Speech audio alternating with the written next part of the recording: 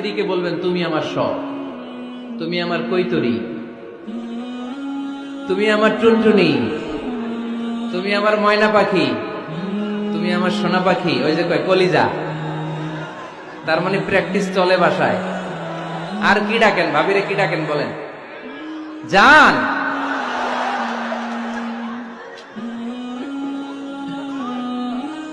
জান ডাকেন। আর ভাবি কি ডাকে আপনাদেরকে? বাবু। কি ডাকে? বাবু ডাকে। আর কি ডাকে? হ্যাঁ, বেবি। পোলাপান কত দুষ্ট দেখছেন, বেবি ডাকে নাকি?